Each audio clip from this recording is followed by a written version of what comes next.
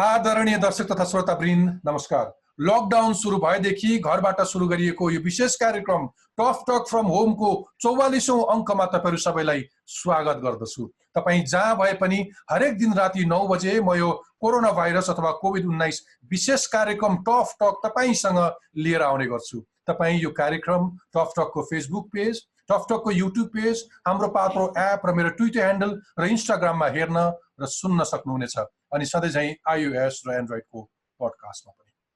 6 महिना अघि गत नोभेम्बरमा भारतले नक्सामा नेपालको भूभाग लिम्पियाधुरा, कालापानी र लिपुलेक क्षेत्रलाई आफ्नो तर्फ देखाएको घटना निरूपण नहुँदै त्यही क्षेत्रमा नेपाली भूभाग मिचेर बनाएको सडक अब औपचारिक रूपमा उद्घाटन भएको छ। भारतले नेपालको लिपुलेकबाट तिब्बतको कैलाश मानसरोवर जाने बाटोको अस्ति शुक्रबार उद्घाटन गरेपछि बल्ल हाम्रो सरकारको आँखा खुलेको छ। त्यो क्षेत्रमा बाटो बन्दैछ भन्ने कुरा वर्षौंदेखि सुनिँदै र देखिँदै आएको थियो। अझ केही महिना अघि त्यस क्षेत्रका सांसदले संसदमै पनि त्यो कुराको ध्यानाकर्षण गराउनु भएको थियो। तर पनि नेपाल सरकारको त्यसतर्फ सशक्त विरोध भएन। भारतले बलमिच्याइ गरेर बाटो बनाइ छाड्यो। अहिले बाटो खुलि नै सकेपछि नेपाल सरकार बल्ल भारतलाई नेपाली भूमि प्रयोग नगर भन्दैछ, विज्ञप्ति जारी गर्दैछ। वर्षौंदेखि नेपाली भूमि अतिक्रमण हुँदै आए पनि नेपालमा कर्मकाण्डी विरोध मात्र हुन्छ। सरकारले केही वक्तव्य निकाल्छ, सडक प्रदर्शनदेखि राजनीतिक दलहरूका वक्तव्यबाजी चल्छन्, केही दिन माहौल तात्छ अनि बिस्तारै सेलाउँछ। न नेपालको भूमि फिर्ता आउँछ, न यो मुद्दालाई टुङ्गोमा पुर्याउने गरी हाम्रो राज्य संयन्त्र नै क्रियाशील रहन्छ। राष्ट्रियताका चर्का नारा लगाउँदा सुस्ता र कालोपानीको गीत गाइन्छ।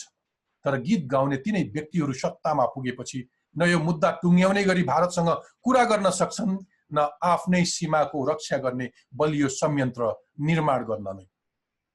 सन् 1950 को भारतसँगको शान्ति सम्झौता, मैत्री सन्धिदेखि अन्य सन्धि सम्झौताहरूमाथि वर्षौंदेखि प्रश्न उठिरहेका छन्। द्विपक्षीय समस्या समाधान गर्न विभिन्न संयन्त्रहरू पनि बनेका छन्। तर भारतसँगका मूल समस्याहरू जिउका तिउ छन्। अहिले सडक निर्माणको विषयमा त भारत मात्र होइन, चीनको पनि समर्थन जस्तो देखिन्छ। किनकि सन् 2015 मै यो बाटो हुँदै व्यापारिक साझेदारी गर्ने भारत र चीन बीच सहमति भएको थियो। नेपालको भूमि किन भारतले जहिल्यै आफ्नो फाइदाका लागि प्रयोग गर्छ?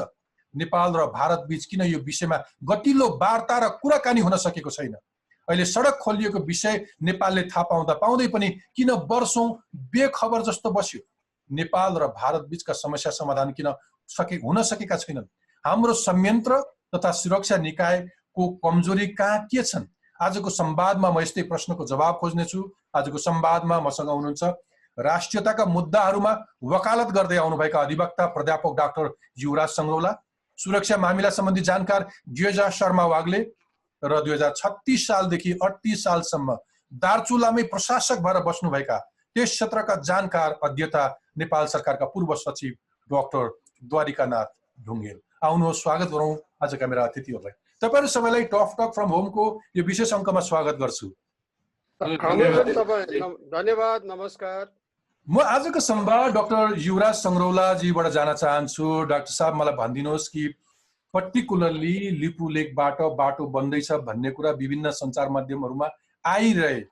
हामी थाहा नपाए जस्तो गरेर कानमा तेल हालेर बस्यौं। अहिले नेपाल सरकारले बल्ल थाहा पाए जस्तो गरेर विज्ञप्ति जारी गर्दैछ। यस्तो हुन्छ किन? अब संसारका सरकारहरू कसरी चल्छन् भन्ने खालको कुरालाई हामीले अध्ययन गर्दाखेरि राजनीति गर्ने मान्छेहरू त संसारभरि सबै उस्तै नै हुन्। उनीहरूको एउटा कन्स्टिट्युन्सीमा जित्छन्, त्यसपछि मन्त्री हुन्छन्, पोलिसी गाइडलाइन गर्छन्। तर उनीहरूलाई यो ज्ञानको जुन प्रवाह गर्ने हो नि, त्यो प्रमाणहरू दिने, सत्य कुरो के हो भनेर खोज्ने, त्यो कुरोहरू त विज्ञले गर्ने हो। यो देशको दुर्भाग्य चाहिँ कहाँनिर रह्यो भनेर भन्दाखेरि राजा महेन्द्रले केही मान्छेहरूलाई एक्सपर्टको रूपमा प्रयोग गरेर देखिन्छ।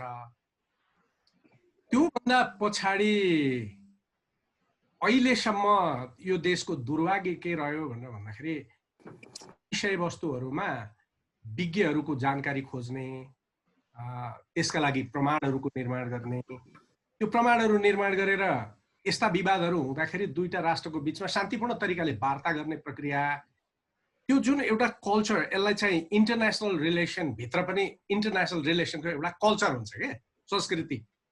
त्यो संस्कृति राज्य संयन्त्रभित्र डेभलप भएन र अगाडि 5 महिना अगाडि जब यो इस्यु उठ्यो, यो इस्यु उठ्दाखेरि 10-12 जना यो देशका हामी विज्ञहरूले बडै जोरदारसँग नक्सा पनि सङ्कलन गर्यौँ, अन्तर्राष्ट्रिय कानुनमा के छ भन्ने कुरा पनि राख्यौँ, यसका लागि अन्य प्रमाणहरू पनि सङ्कलन गरियो र आह्वान पनि गर्यौँ सरकारलाई, हामीसँग छन् है, तपाईँहरूलाई आवश्यकता पर्यो भने यो ज्ञान दिन्छौँ पनि भन्यौँ।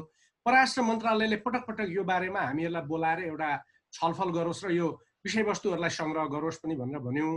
म त गइनँ, डाक्टर द्वारिका ढुङ्गेलहरूले त गएर प्रधानमन्त्रीलाई वा परराष्ट्र मन्त्रीलाई डकुमेन्ट पनि बुझाउनु भयो क्यारे, मलाई त्यस्तो सम्झना लाग्छ।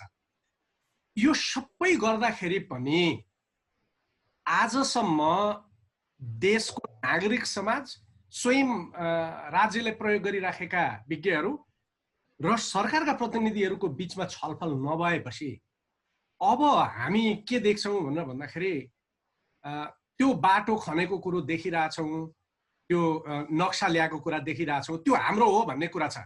तर किन डराउने हो यो सरकारले कुरा गर्नको लागि?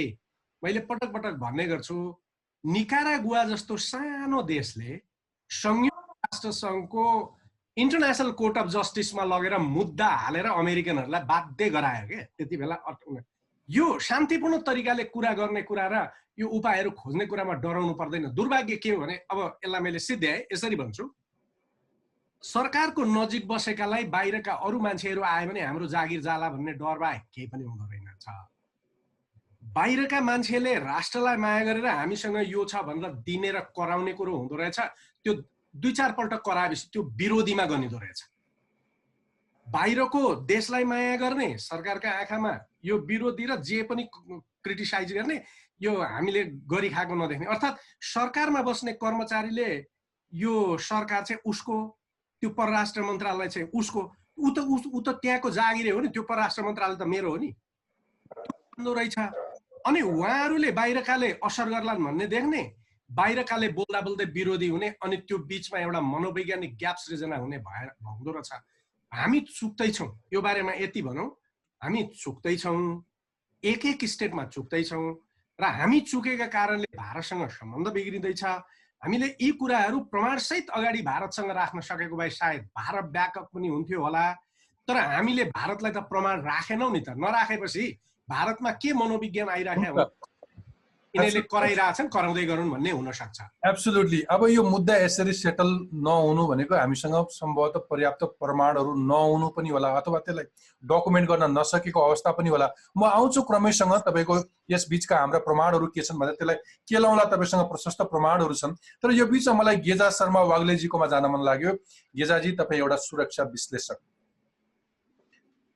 अनौठो लाग्ने चाहिँ हाम्रो सुरक्षा संयन्त्र चाहिँ के हेरेर बस्छ? त्यति धेरै समय तपाईको त्यो सडक अहिलेदेखि होइन, 1979 देखि सडक निर्माणको काम सुरु गरे उनीहरूले।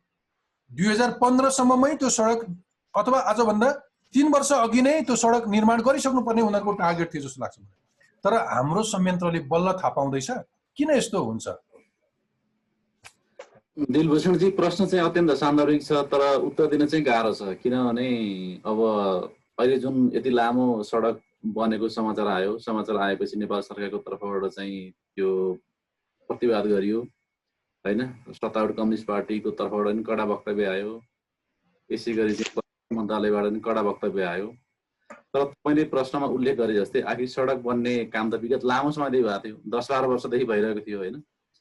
त्यसको सूचना त स्वाभाविक रूपमा नेपाल सरकारलाई थियो होला, राज्यका निकायलाई थाहा थियो होला, सुरक्षा निकायहरूलाई थाहा थियो होला, सुरक्षा निकाय अन्तर्गतका इन्टेलिजेन्स युनिटहरूलाई थाहा थियो होला। र जुन कुरा चाहिँ नेपालका सार्वजनिक सञ्चार माध्यममा पनि निरन्तर रूपमा चाहिँ प्रकाशित भइरहेका थिए र उक्त समाचारहरू हैन, तस्बिर सहित उक्त विस्तृत रिपोर्टिङहरू चाहिँ सार्वजनिक सञ्चार माध्यममा पनि प्रकाशित भएका थिए हैन। युवराजी, त्यसपछि गएर द्वारिका सर, दिलभूषणजी, तपाईँ हामी सबैले बोलिरहेको पनि विषय हो यो। हामी निरन्तर रूपमा बोलि पनि रहेका थियौँ हैन। तर अहिलेसम्म चाहिँ सरकारले सुनेन, अहिलेसम्म सरकारले बोलेन हैन। जब चाहिँ अब त्यो सडकलाई चाहिँ उद्घाटन गरेको ट्विट हैन, भारतका रक्षा मन्त्री राजनाथ सिंहले गर्नुभयो, त्यसपछि मात्रै हामीलाई थाहा भयो जस्तो हिसाबले। अझै एउटा अखबारमा त मैले के पढ्न पाएँ भने चाहिँ हाम्रो परराष्ट्र मन्त्री प्रदीप कुमार गेवालीजीले मलाई सडक बनेको बारे जानकारी नै थिएन, यसको बारे के भइरहेको छ म चाहिँ बुझ्दैछु भनेर अत्यन्त गैर जिम्मेवार उत्तर दिएको पनि मैले सुन्न पाएँ, सुनियो, पढियो, जुन अत्यन्त दुःखद पक्ष हो। त्यस कारणले राज्यका निकायहरूलाई चाहिँ थाहा चाहिँ थियो दिलभूषणजी, होइन, तर थाहा हुँदाहुँदै पनि यसको बारेमा नेपाल सरकार र राज्यका निकायहरूले चाहिँ समयमै उपयुक्त रूपमा चाहिँ प्रतिवाद गरेनन्। त्यस कारण गर्दा अहिले यो खालको परिस्थिति सिर्जना भएको होइन। अझ रमाइलो त के भने 6 महिना अघि नक्सा विवाद आइसकेपछि मुलुकका उप प्रधान एवं रक्षा मन्त्री ईश्वर पोखरेल त्यहाँ हेलिकप्टर चढेर जानुभयो। के भयो त? के त्यो चाहिँ के थियो? त्यो चाहिँ उही जनताको नजरमा छारो हाल्ने काम मात्रै भएको थियो अथवा त्यतिखेरको त्यो इमोसनल एउटा त्यो त्यो त्यो नाटक मात्रै थियो जनतालाई आँखामा छारो हाल्ने, कि त्यसको केही रिजल्ट पनि आयो? तपाईँले केही मेसो पाउनुहुन्छ, थाहा पाउनुहुन्छ यस्तो कुराहरू? त्यो भिभिआइपी साइट सिङ मात्रै भयो कि दिलभूषणजी। जुन खालको विवाद नक्सा चाहिँ भारत सरकारको तर्फबाट प्रकाशित भयो, त्यसपछि नेपालका राजनीतिक दलहरूले, सामाजिक सञ्चार माध्यमले, बौद्धिक समुदायले, सामाजिक सञ्जालमा समेत प्रशस्त रूपमा चाहिँ इस्युहरू उठे।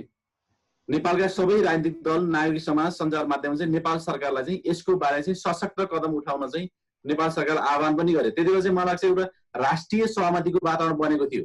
तर के भन्दा सरकारले वक्तव्य निकाल्यो, सरकारले परराष्ट्र मन्त्रालयको तर्फबाट चाहिँ थर्ड पर्सन नोट चाहिँ भारतीय विदेश मन्त्रालयलाई चाहिँ पठाइयो। अनि हाम्रो रक्षा मन्त्री ईश्वर पोखरेलले चाहिँ, होइन, तपाईँले प्रश्नमा उल्लेख गरे जस्तै चाहिँ, होइन, भिभिआइपी चाहिँ साइट सिङ चाहिँ भयो हेलिकप्टरबाट, तर त्यसको उपलब्धि चाहिँ के पनि भएन। राष्ट्रियता जस्तो मुद्दामा, राष्ट्रिय सुरक्षा जस्तो मुद्दामा, भौगोलिक अखण्डता जस्तो मुद्दामा नेपाल सरकार जति संवेदनशील हुनुपर्ने थियो सम्पूर्ण सूचना पाएको थियो सरकारले, होइन। तर सम्पूर्ण सूचना पाउँदा पाउँदै पनि नेपाली भूमिलाई चाहिँ भारतीय भूमिमा चाहिँ समावेश गरेर विवाद नक्सा प्रकाशित गरिसकेपछि पनि नेपाल सरकारले जति निर्णायक कदम चाल्नुपर्ने थियो, है, त्यो कदम नचालेको कारणले गर्दा र हाम्रो नेपालको कमजोरी भारत सरकारले बुझेको कारणले गर्दा चाहिँ अहिले यो खालको अप्रिय घटना घटेको हो, जुन चाहिँ दुःखद छ। त्यस कारणले मलाई लाग्छ अहिले चाहिँ परराष्ट्र मन्त्रालयको तर्फबाट चाहिँ वक्तव्य कडा आएको छ, मेरो विचार त्यो स्वाभाविक हो। सत्तारूढ पार्टीको तर्फबाट पनि आएको छ, त्यो पनि स्वाभाविक हो। तर के भन्दा हामी केवल वक्तव्यमा मात्रै सीमित हुन्छौँ कि हाम्रो राष्ट्रवाद पनि मौसमी हुन्छ दिलभूषणजी, होइन, मौसमको राष्ट्रवाद हुन्छ हाम्रो, होइन, वक्तव्य कडा हुन्छ। अनि त्यो हाम्रो के भन्दा प्रेस रिलिज डिप्लोमेसी हुन्छ कि हाम्रो चाहिँ जुन कुरा हाम्रो प्रेस रिलिजमा उल्लेख गरेको छ हिजो, त्यसलाई त नेपाल सरकारको तर्फबाट चाहिँ के भन्दा प्रभावी रूपमा कार्यान्वयन गर्नको लागि चाहिँ उच्च स्तरीय कूटनीतिक संवाद गर्न पर्यो नि।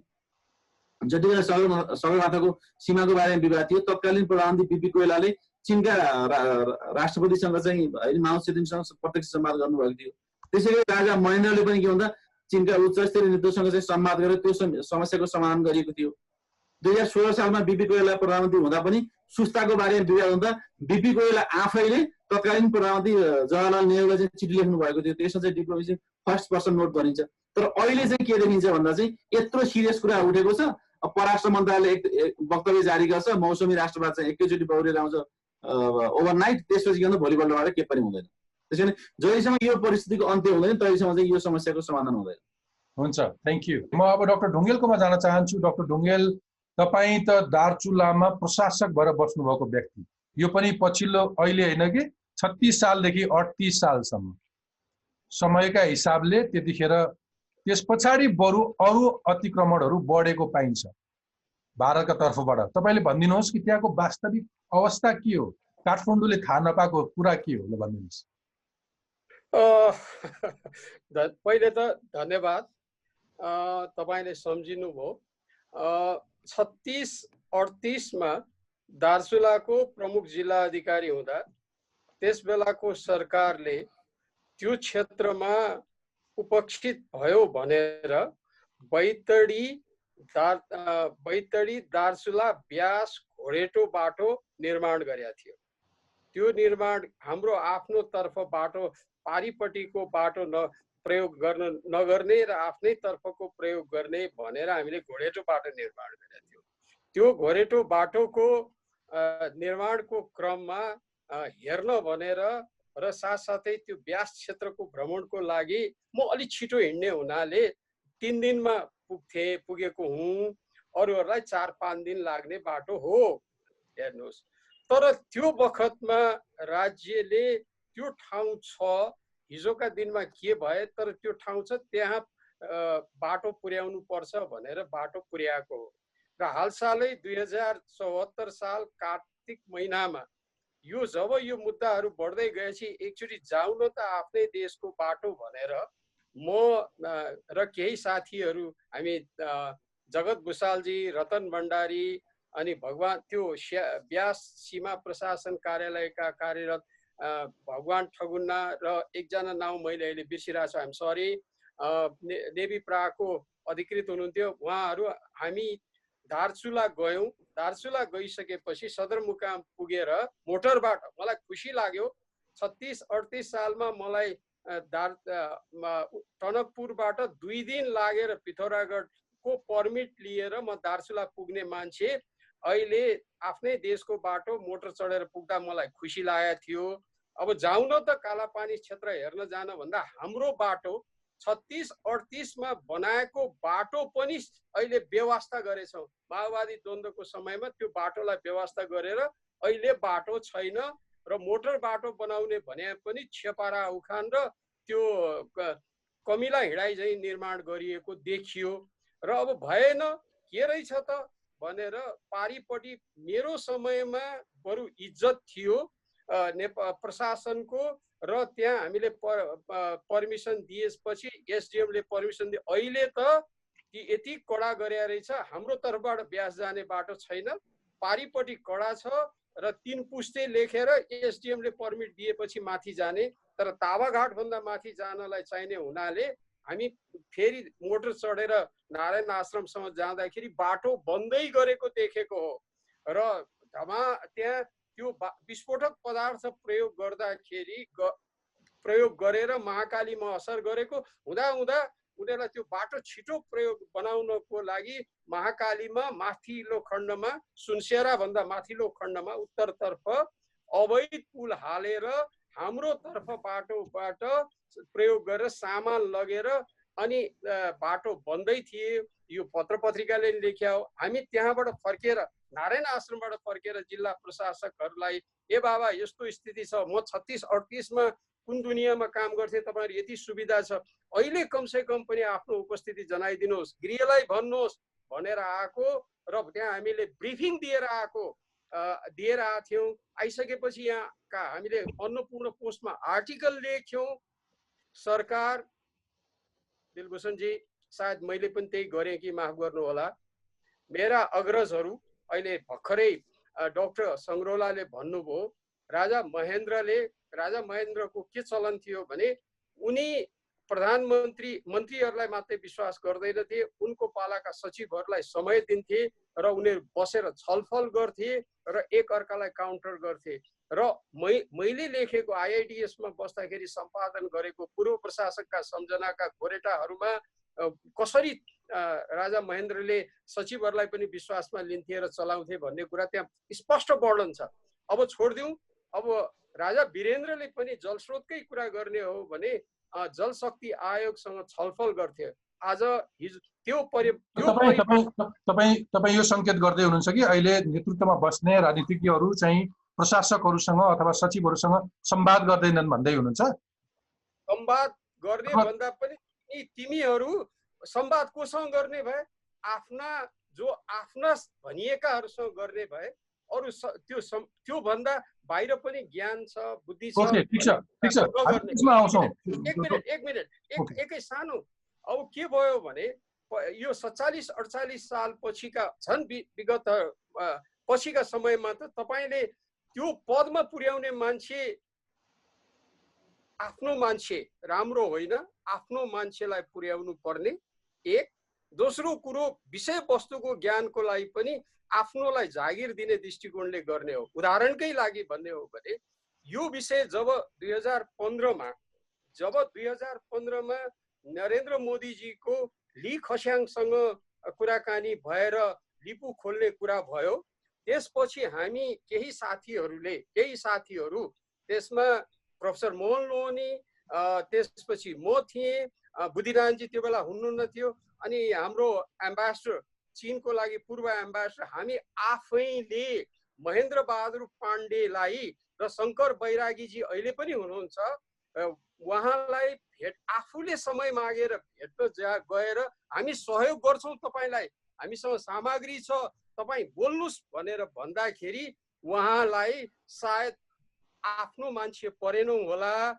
अनि त्यसपछि उहाँले पछि के भन्नु हो भने मैले बोलाएको भनेर घमण्ड व्यक्त गर्नुभयो, जबकि सफेद झुट थियो। हामीले नै समय मागेर हामी सहयोग गर्न जाँदाखेरि त्यो सहयोग पनि लिएन। भन्नुहोस् त्यो भन्नुहोस्, म के भन्दैछु भने मेरो बखतमा तपाईँले मलाई बोलाउनै होइन, नयाँ पुस्ताहरू छन्, ज्ञान भएका मानिस छन्, यति सामग्री छ यो काला पानीको बारेमा, यति सामग्री छ, त्यो सामग्री प्रयोग र प्रविधि प्रयोग गर्न सक्नेलाई सरकारले प्रयोग गर्ने भन्दा पनि हाम्रो मान्छे मेरो मान्छे भन्ने नै भएको हुनाले यो दुर्गति भएको हो। ठिक छ, होइन हामी आउँछौँ त्यस तपाईँको अब्जर्भेसन, तपाईँको रेकमेन्डेसन्सहरू अलिकति बेसिकली म यो कार्यक्रममा कुनै एउटा तहमा पोलिसी फर्मेसनमा अथवा उच्च तहमा बस्नेहरूलाई काहीँ कुनै सहयोग पुग्छ भन्ने हिसाबले नै एक किसिमको संवाद चलाउँछु, म आउँछु। तर अहिले म मूलतः त्यहाँको वस्तुस्थिति सोध्दैछु तपाईँलाई। पहिले त्यहाँको सिनेरियोको छलफल गरौँ, अनि त्यहाँभित्र क्रमैसँग के लाउला। मेरो प्रश्न के हो भने तपाईँले त्यतिखेर तपाईँ त्यहाँ प्रशासक भएर बस्दै गर्दाखेरि पनि त्यहाँको सबैभन्दा ठुलो गुनासो हामीले जुन आफ्नो भूमि भन्यौँ व्यास क्षेत्रलाई, त्यहाँ त नेपाल सरकारको अथवा हाम्रो प्रशासनको त कुनै उपस्थिति नै पनि देखिएको थियो। अथवा तपाईँ शासक भएर बसेको कारण, तपाईँ एउटा आफै प्रशासक भएको हिसाबले गर्दाखेरि चाहिँ किन यो मुद्दा जहिले पनि भोट माग्नका लागि मात्रै अथवा आफ्नो राजनीतिक भर्याङ मात्रै बनाउने अनि सत्तामा पुगेपछि बिर्सन्छन्? एक मिनट तपाईँ, धन्यवाद। मलाई तपाईँको प्रश्नको जवाब दिइन भने माफ पाऊँ, तर मैले के भन्न खोज्दैछु भने 34 सालमा हेर्नुहोस्, नेपाल सरकारले 32 सालमा पहिलो त एकछिन फेरि इतिहासमा जानुपर्छ, यो उत्तरी क्षेत्रको प्रशासनमा आफ्नो उपस्थिति जनाउनको लागि 22 सालमा उत्तरी क्षेत्र प्रशासन कार्यान्वयन ल्याएको हो, 4वटा क्षेत्रमा, बुझ्नुभयो, 22 सालमा। त्यसपछि त्यसको सामग्री छ, त्यसपछि आएर 32 देखि फेरि यो सीमा प्रशासन भनेर एउटा नयाँ कार्यक्रम, सीमा क्षेत्रमा सीमा प्रशासकीय इकाइहरू स्थापना गरियो र दार्चुलामा 34 सालदेखि सीमा प्रशासकीय इकाइ थियो र दार्चुलाको व्यास क्षेत्रमा म भएको बेलामा दार्चुलाको जिल्ला कार्यालयको सीमा प्रशासन कार्यालय व्यासमा थियो, टिङ्कर प्रहरी पोस्ट थियो, स्कुल थियो, हेल्थ पोस्ट थियो, हेर्नुहोस्। र सीतापुल भनेको त्यो छाङ्रुमा बाट गर्ब्याङ जाने महाकालीको पुल हो सीतापुल, त्यहाँ भन्सार थियो, टिङ्करमा भन्सार थियो। माओवादी द्वन्द्वको समयमा त्यो सम्पूर्णलाई विथड्र गरिदियो सरकारले र त्यसपछि त्यो क्षेत्र यति वन्यजन्तुको दृष्टिकोणले, त्यहाँको जङ्गलको दृष्टिकोणले यति राम्रो ठाउँ थियो, त्यसैले त्यो ठाउँको सुरक्षाको दृष्टिकोणबाट सरकारका निकाय थिए। तर त्यहाँ सुविधा नभएको हुनाले, जाडोमा सुविधा नहुने हुनाले जाडोमा तल आउने, फेरि गर्मीमा माथि जाने चलन थियो। अहिले त त्यो स्थिति पनि सिद्धिएछ, मैले भन्नु खोजेको त्यति हो। ठिक छ, हुन्छ। डाक्टर सङ्ग्रौलाकोमा आउन चाहन्छु। प्रोफेसर डाक्टर युवराज सङ्ग्रौला हुनुहुन्छ, अलिक विशेष अध्ययन छ उहाँको अन्तर्राष्ट्रिय सीमा अथवा सन्धि सम्झौताहरूमा। युवराज सर, मलाई भनिदिनुहोस् कि यो भारतले नेपालको भूमि मिचेको वर्षौँदेखि हो, आज एउटा घटना होइन। तर यस्ता मुद्दाहरू कहिले पनि सेटल हुँदैनन् र हामीले सम्भवतः यो दोहोरिरहने कारण भनेको हामीसँग पर्याप्त प्रमाणहरू छैन, हामीले त्यसलाई डकुमेन्ट गर्न सकेका छैनौँ अथवा इभिडेन्स बेस हामीले क्वेसन उठाउन सकेका छैनौँ, त्यस्तै हो। अथवा तपाईँको पछिल्लो, तपाईँ बढी अन्तर्राष्ट्रिय सम्बन्धहरू अध्ययन गर्ने एउटा व्यक्ति भएकोले तपाईँको पछिल्लो अध्ययनको निष्कर्षहरू के छ? यो पछिल्लो समय जब यो विवाद उठ्यो, यो विवाद उठेपछि धेरै ठाउँमा छलफलहरू भए। 150वटा कार्यक्रमहरूमा त सहभागी नै भइयो होला। त्यहाँ यी सबै कुराहरू, प्रमाणहरू प्रस्तुत गर्ने कुराहरू भए। त्यसपछि लिडरसिपसँग पनि अनौपचारिक रूपमा सरकारभित्रपट्टि होइन बाहिरपट्टि धेरै नेताहरूसँग पनि यो बारेमा कुराकानी भए। र मैले चाहिँ एउटा कुरा के जोड दिएँ भनेर भन्दाखेरि धेरै जसो सिमानामा हाम्रो समस्या आएको कारण चाहिँ त्यो सिमाना हाम्रो हो भनेर प्रमाण छैन। ती प्रमाणहरूलाई एकदम अथेन्टिक तरिकाले डकुमेन्टेसन गरौँ, एउटा कुरा मैले भने, जहाँ पनि मैले भने। दोस्रो कुरो, दुईवटा देशको बीचमा सम्बन्धलाई सन्तुलन गरेर बस्नुपर्ने यो देश, यसले जियो स्ट्रेटेजिक एउटा रणनीतिक कुराहरूलाई पनि मिलाउनु छ, जियोपोलिटिकल यो राजनीतिक कुरा पनि मिलाउनु छ, अर्थतन्त्रको कुनै कुरा छ। तर सँगसँगै दुईटा मात्रै देखिरहेको छौँ हामीसँग, हामीलाई प्रभावित गर्ने अर्को तेस्रो फोर्स पनि छ। यी सबै कुरा हेर्नको लागि परराष्ट्र मन्त्रालयको क्षमता भएन। परराष्ट्र मन्त्रालयलाई अलिकति विस्तार गरौँ, ज्ञानको दृष्टिकोणले विस्तार गरौँ, डकुमेन्टेसनको दृष्टिकोणले विस्तार गरौँ, यो सबै कुराहरू प्रशस्त त्यति बेला राख्यो। र मैले चाहिँ एउटा कुरा त्यति बेला उठाएँ, सरकारले नडराइकन कुरा गर्नु पर्छ यो बारेमा। किन द्विपक्षीय कुरामा डराउनु पर्ने के कारण छ र? डराउनु पर्दैन। मलाई लाग्छ हामी इन्डियनहरूलाई, भारतीयहरूलाई यो बारेमा कन्भिन्स गर्न सक्छौँ। यो टु ट्र्याकको डिप्लोमेसीमा पनि हामी जानुपर्छ, त्यो त्यो त्यो प्रक्रियामा पनि हामी जानुपर्छ, मैले त्यो भने। र सँगसँगै मैले एउटा कुरा चाहिँ के उठाएँ भन्दाखेरि, यदि भारतले हामीसँगको यो वार्तामा यदि भारतको अलिकति पेलाइको प्रक्रिया जस्तो आयो भने शान्तिपूर्ण तरिकाबाट समस्या समाधान गर्ने उपाय अन्तर्राष्ट्रिय कानुन हो। अन्तर्राष्ट्रिय न्यायालयमा हामीले जानुपर्छ।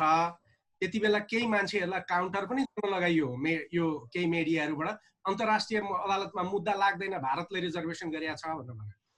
मैले त्यति बेला उत्तर दिएँ, त्यो अमेरिकाले पनि रिजर्भेसन गरे, तर कस्टमरी इन्टरनेसनल ल अन्तर्गत अमेरिकाले निकारागुआमाथि गरेको हस्तक्षेप गैरकानुनी छ भनेर त्यति बेला गरे। यदि बायोलेटरल ट्रिटिजहरूको कुरालाई लिएर भारतले अन्तर्राष्ट्रिय अदालतको जुरिस्डिक्सनलाई एक्सेप्ट गरेन भने हामी कस्टमरी लको आधारबाट पनि जान पाउँछौँ। र थुप्रो केसहरू पनि त्यति बेला अन्तर्राष्ट्रिय कानुनको केसहरू पनि गरियो। र मैले आफ्नै तरिकाले चाहिँ थुप्रै विद्यार्थीहरूलाई लगाएर मैले एउटा डकुमेन्ट पनि गरेँ। मैले धेरै ठाउँमा भने डकुमेन्टेसन भएको छ, प्रेजेन्टेसन गर्ने मौका दिनुहोस्, हामी तयारी बनौँ, कुनै दिन हामीले वार्ता गरौँ। तर त्यसपछि यो सेल आयो। अब मेरो भनाइ यसमा के हो भनेर भन्दाखेरि, फेरि पनि अहिलेको कुरामा मैले जोड्दाखेरि म केमा जान्छु भनेर भन्दाखेरि, समस्या कहाँनिर छ भन्दाखेरि, यो खालको कुरा गर्नुपर्ने आवश्यकता महसुस कसले गर्ने हो? राजनैतिक दलहरूले गर्ने हो कि परराष्ट्र मन्त्रालयले गर्ने हो कि स्वयं प्रधानमन्त्रीले गर्ने हो कि अथवा संसदले गर्ने हो कि कसले हो? एउटा कन्फ्युजन र हामी घुमाउँदैछौँ। म यति कुरो के भन्न चाहन्छु भने, कति प्रमाणहरू हामीले खोज्नुपर्ने हो र डकुमेन्टेसन गर्नुपर्ने हो, पहिला त्यो त गरौँ।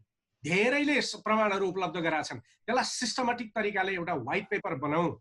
त्यो व्हाइट पेपर बनाउनु पनि के गाह्रो, ल ठिक छ भारतसँग वार्ता त भएन, परेको दिन कुरा देखाउनको लागि हामीसँग डकुमेन्टहरू चाहिन्छ होला, त्यो त गरौँ। त्योसम्म भएन भन्दाखेरि डाक्टर साहबलाई अनेस्टली भनिदिनुहोस्, यो मामलामा के हाम्रो पोलिटिकल लिडरसिप अनेस्ट नै नभएको हो, इमान्दारै नभएका हुन् कि देखाउनुको के हो? यहाँ मेरो भनाइ के हो भनेर भन्दाखेरि, संसारको कहीँ पनि पोलिटिकल लिडर्सहरूले यस्तो कुरो बुझ्न सक्दैन क्या। जस्तो तपाईँलाई एक्जाम्पल दिउँ न, क्युबामा बम हान्ने कि नहान्ने भन्ने खालको कुरामा त राष्ट्रपति केनेडी त कन्फ्युजनमा थियो नि, उसको उसले गाइड गर्यो। अनि ब्युरोक्रेसीले विज्ञतासहित लिएर पोलिटिकल पार्टीलाई चाहिँ खुले रूपमा प्रेजेन्टेसन गरेपछि राजनीतिक पार्टीले चाहिँ यदि बेइमान गर्यो भने त त्यति बेला मान्छे उठ्छ नि त। मलाई के लाग्छ भन्दाखेरि, राजनीतिक पार्टीहरू देशै बेच्छु भन्ने खालका त कोही पनि छन् जस्तो मलाई लाग्दैन। तर एउटा कुरा के भने, कुन नलेजले कुन ठाउँमा के गर्ने भन्ने नलेज उहाँहरूसँग छैन, ब्युरोक्रेसीले हात मोल्छ। समस्या यही हो। ओके, म फेरि आउँछु, तपाईँसँग प्रशस्त इभिडेन्स छन्, त्यसका प्रमाणहरू हामी केलाउँछौँ।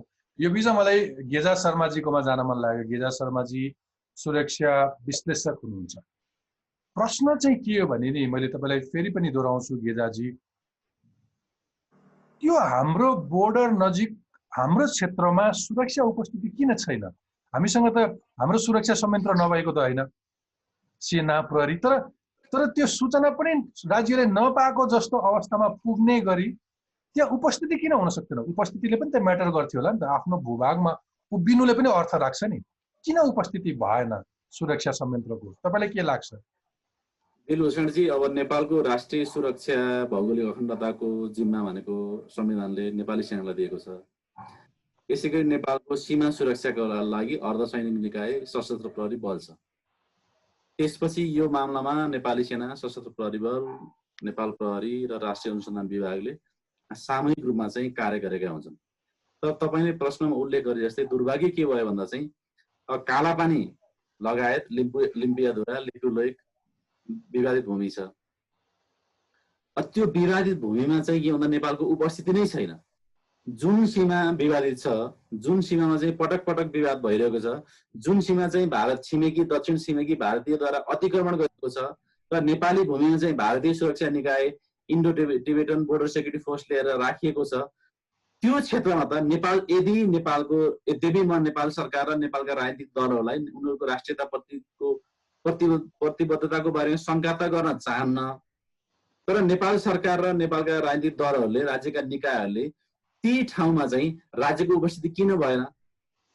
जुन फोर्सको सुरक्षा, सीमाको सुरक्षाको जिम्मा दिएको छ जुन फोर्सलाई, सशस्त्र प्रहरी बललाई, त्यो निकायले चाहिँ किन राखिएन? त्यो गम्भीर प्रश्न छ। अर्को चाहिँ के भन्दा जब भारत सरकारबाट चाहिँ 8 महिना अगाडि चाहिँ नेपाली भूमिलाई समेत भारतीय भूमिमा चाहिँ गाभेर चाहिँ नयाँ विवादित नक्सा सार्वजनिक गरियो, त्यसपछि त्यति बेला चाहिँ नेपाल सरकारको तर्फबाट पनि कुरा उठ्यो, राजनीतिक दलहरूको तर्फबाट पनि कुरा उठ्यो, सिभिल सोसाइटीको तर्फबाट पनि कुरा उठ्यो, सामाजिक सञ्चार माध्यमबाट पनि कुरा उठ्यो र त्यसपछि नेपाल सरकारले उसमा चाहिँ कालापानी क्षेत्रमा सशस्त्र प्रहरी बलको पोस्ट चाहिँ स्थापना गर्ने भन्ने निर्णय चाहिँ गर्यो। तर निर्णय भएको पनि 8 महिनाभन्दा बढी भइसक्यो दिलभूषणजी। अहिलेसम्म चाहिँ त्यो भन्दाखेरि त्यो के भन्दा त्यो निर्णय चाहिँ कागजमा मात्रै सीमित भएको छ। त्यहाँ नेपाल सरकार र सीमा सुरक्षा गर्ने निकायबाट कुनै पनि पहल भएको छैन। त्यस कारणले मैले सरकार र राजनीतिक दल र सुरक्षाको जिम्मा लिएका निकायको नियत र प्रतिबद्धता माथि नै शङ्का त गर्दिन, तर किन निर्णय कार्यान्वयन भएन? जबकि यो विवाद त हाम्रो विगत 6-7 दशकदेखि चल्दै आएको थियो। अघि ढुङ्गे सरले भन्नुभएको थियो पहिला चाहिँ हाम्रो त्यहाँ राज्यको उपस्थिति थियो, तर माओवादी सशस्त्र द्वन्द्व कालमा चाहिँ त्यसलाई पनि हामीले उच्च गर्यौं। त्यसपछि त्यहाँ राज्यको उपस्थिति नै भएन। राज्यको उपस्थिति नभएपछि हामीले त्यो भूमिलाई छोडे जस्तो भएर र भारतीय पक्षबाट क्रमिक रूपमा चाहिँ अतिक्रमण गरिँदै आयो भन्ने कुरा उहाँले पनि भन्नुभयो। एउटा यद्यपि ढुङ्गे सरले लामो अध्ययन अनुसन्धान गर्नुभएको छ, उहाँको अध्येता हो, उहाँलाई जानकारी भएको कुरा, तपाईँलाई जानकारी भएको कुरा, युवराजीलाई जानकारी भएको कुरा, मलाई जानकारी भएको कुरा, नेपालका नागरिकलाई जानकारी भएको कुरा, राज्यका निकायलाई जानकारी नभएको त होइन। तर पनि जानकारी हुनाहुँदै बारम्बार प्रश्न उठ्दै र नेपाल सरकारले निर्णय पनि गरेपछि किन कार्यान्वयन भएन भन्ने चाहिँ गम्भीर प्रश्न हो। धन्यवाद गेजाजी।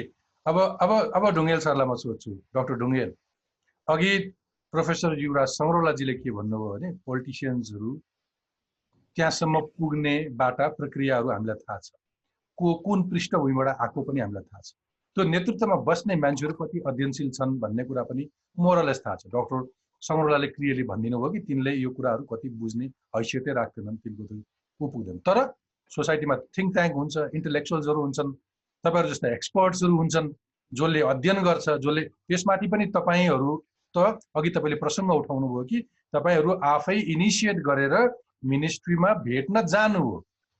अब अहिले अवस्था हेर्दाखेरि चीन र भारतको मिलोमतोमा नै सडक, अब यसमा धेरै डिप्लोमेटिक भइरहनु पर्दैन, डिप्लोमेसी आफ्नो ठाउँमा होला, तर अब खुलेर भन्न सकिन्छ कि यो चीन र भारतको मिलोमतोमै सडक बन्यो। 2015 मा त्यसलाई त्यो व्यापारिक एउटा कारोबार गर्ने एउटा स्थल बनाओस्, बाटो प्रयोग गर्छौँ भनेर उनीहरूको सहमति भइसकेको छ। अब सरकार नेपाल आफ्नो ठुलो आवाज गर्न सक्दैन। तपाईँहरूले अस्ति भन्नु पनि भयो भारतले जारी गरेको नक्सामा तपाईँहरू लगायतले विरोध गरेपछि अब नेपालले नयाँ नक्सा निकाल्नुपर्छ भनेर आग्रह पनि गर्नु भनेपछि डाक्टर सङ्ग्रौलाले भनेको जस्तो अनभिज्ञ छ भने पनि तपाईँहरू जस्ता मान्छेले गएर जानकारी त दिइरहनु भएको छ। यति हुँदा पनि सरकारले कानमा तेल हाल्छ किन? यिनको नियत के हो? धन्यवाद। तर मलाई एक दुईवटा कुरा स्पष्ट गर्न दिनुहोस् है। डाक्टर सङ्ग्रौला र गेजाजीको कुरालाई लिएर प्रपर पर्सपेक्टिभमा राख्न चाहन्छु। एउटा दार्चुलाको विषयलाई मात्रै लिएर, दार्चुलामा 2034 सालदेखि सरकारको उपस्थिति ब्यासमा थियो। भएको के हो, त्यहाँ जाडोको समयमा बस्न नसक्ने भएपछि उनीहरू जाडोमा तल आउने र गर्मी लागेपछि माथि जाने सरकारको उपस्थिति 34 सालदेखि छ।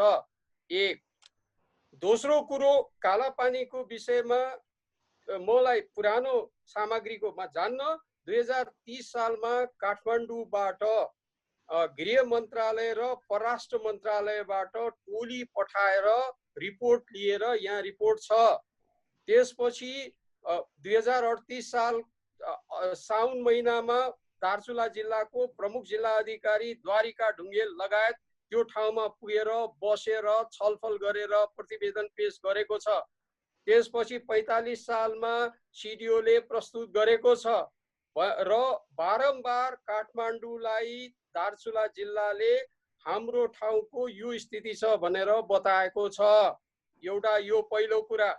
दोस्रो कुरोमा जहाँसम्म राज्यको उपस्थिति र राज्यले त्यहाँ आफ्नो ठाउँमा आवत जावतको बाटो बनाउनु पर्छ भनेर विश्व खाद्य सङ्गठनको कार्यक्रम अन्तर्गत बैतडी दार्चुला ब्यास गोरेटो बाटो बनाएको हो र यो सबै कुरा जब व्यवस्था परिवर्तन भएपछि पुराना कुरा काम नलाग्ने भन्ने दृष्टिकोणबाट खास गरी माओवादी द्वन्द्वको समयमा सरकारले पुरै विथड्र गरिदियो र दार्चुलाबाट टिङ्कर जाने मोटर बाटो बनाउँछु भनेर गोरेटो बाटो भएको गोरेटो बाटो पनि वास्ता गरेन र हाम्रा उपस्थिति त्यो क्षेत्रमा पूर्ण रूपेण व्यवस्था गरिदियो। यो स्थिति भइसकेपछि त्यो जब नेपाली सुरक्षा निकाय जाडोको समयमा तल आउँदा भारतीयहरूले अवैध पुल हालेर त्यहाँको जङ्गल त्यहाँको वन्यजन्तुहरूको लाई त्यहाँ मार्ने गर्थे। त्यसकारणले हामीले बारम्बार भन्ने गरेका थियौँ र हाम्रो रिपोर्ट छ गृहमा कि 12 महिना त्यहाँ हाम्रो उपस्थिति हुनुपर्छ जसरी भारतीय टिबेटियन बोर्डर पुलिस फोर्सको छ भनेर हामीले लेखेर दिएको हो। सिंहदरबारले त्यो कुरालाई व्यवस्था गर्यो। हाम्रो समयमा त कमसे कम के सिंहदरबारमा अञ्चलाधीश थियो, अञ्चलाधीशले खोजिरह हुन्थ्यो, हामी कराइरह हुन्थ्यौँ। अहिले आएर त जुन किसिमको मैले 74 मा देखेँ राज्य त कम्प्लिटली छैन। अब जहाँसम्म यो भयो। दोस्रो पक्ष जहाँसम्म सामग्री कुरा गर्नुहुन्छ, सामग्रीहरू प्रशस्त मात्रामा छन्। यो हाम्रो 1816 पछिको सुगौली सन्धि पछिका सामग्रीहरू यही देशमा प्रशस्त मात्रामा छन् र नक्साहरू पनि छन् र मूलतः सरकारले ती सामग्री कहाँ छन्, कोसँग छन्, कसले काम गरेका थियो भनेर खोज्नु पर्यो र त्यो खोज्ने क्रममा हामी आफै नै परराष्ट्र मन्त्रालयमा गएका हौँ। परराष्ट्र मन्त्रालयमा मात्रै होइन, तपाईँलाई फेरि बताइदिउँ, तत्कालीन अवस्थामा अहिलेको राष्ट्रपति विद्यादेवी भण्डारीज्यू राष्ट्रपति हुनुहुन्न थियो, उहाँ त्यो बेला उपाध्यक्ष हुनुहुन्थ्यो। उहाँ कहाँ नै गएर हामीले भनेको हो हामीसँग भएका सामग्री सरकारले प्रयोग गरोस्, लियोस् भन्दाखेरि अनि सरकार हामीसँग डरायो र उपाध्यायजीको समिति बन्यो। त्यो उपाध्यायजीको समितिले 400 पृष्ठको सामग्री तयार छ, त्यो किन लुकाएर राख्छ, यो प्रश्न पनि हो। अब जहाँसम्म त्यो के गर्ने भन्ने कुरा ढुङ्गेलजी, तपाईहरूले त्यो इभिडेन्सहरू हामीसँग छ, राज्यले यसलाई प्रयोग गरोस् भनेर भन्दाखेरि सरकार डरायो भन्नु पनि किन डरायो? यो प्रश्न म तपाईँ मार्फत आज नेपालका राजदूत भएर जाने महेन्द्र बहादुर पाण्डेसँग सोध्न चाहन्छु। उनी राम्रै मित्र हुन्, हामीभन्दा पछि पढाउन थालेका हुन्, हामी पनि उनीभन्दा सिनियर टिचरै भएको हो र तपाईँहरू सिनियर टिचर भएको भनेर हामीलाई भनेको हो। हामी उनीसँग पनि कुरा गर्न जाँदा उनी किन डराए उनीसँग सोध्नुहोस्। तपाईँले कुनै सेन्स गर्नु भएको छ भने इनसाइट्स भनिदिनुहोस् न। तपाईँले अघि भन्दाखेरि त सबै ठिकठाक छ भन्नुभयो, सबै ठिकठाक छ, सुरक्षा संयन्त्र पनि छ, राज्यको उपस्थिति पनि छ, म आफू पनि गएँ, पटक पटक पनि यो भयो त्यो भयो भन्दै गर्दाखेरि फेरि अन्तिममा आएर त गाँठो फुकाउन सक्नु भएन। सुन्नुहोस् न, यो गाँठो सिम्पल लजिक छ। नेपालमा जब सरकार परिवर्तन भइसकेपछि त्यो बुद्धिको प्रयोग भन्दा पनि मेरो मान्छे खोज्न थाल्ने प्रवृत्ति भएपछि त गाँठो कसरी खुल्छ? एक। दोस्रो कुरो, राज्यमा बस्नेहरूलाई त्यो सत्ता जोगाउने र कुर्सी जोगाउनेमै ध्यान हुन्छ भने अनि बेला बेला मौसमी बाजा बजाउने बाहेक अरू के गर्छन्? अब रह्यो जहाँसम्म यी सामग्रीहरू भए, म फेरि आउँदैछु, यी सामग्री भएपछि यिनलाई प्रयोग गरेर दस्तावेज त जतिभरि पनि छन्। सरकार किन त्यो बुद्धि त्यो भएको अनुभवलाई प्रयोग गर्दैन? र हामीले अब डाक्टर सङ्ग्रौलाले भन्नुभयो, हामीले आफूले नक्सा बनाएर प्रस्तुत गर्न जाँदा वर्तमान प्रधानमन्त्रीजीले हामीलाई भेट दिनु भएन। हामीले परराष्ट्र मन्त्रीलाई भेट्यौँ, गृहमन्त्रीलाई भेट्यौँ। गृहमन्त्रीलाई भेट्दा त म पर्सनली भनेको छु, म दार्चुलाको सिडिओ हो, मलाई त्यहाँका मानिसहरूको दुःख कति थाहा छ। र हामीले इस्यु बनाउने बित्तिकै त्यहाँ रोकिदिन्छ, उनका दैनिक जीवनको समस्या हुन्छ, त्यस कारणले त्यहाँ उपस्थिति जनाइदिनुहोस्, भ्यासमा खटाइदिनुहोस् भनेको हुन्छ भनेको आजसम्म खटाएको छैन। Thank you doctor Dhungel, thank you very much.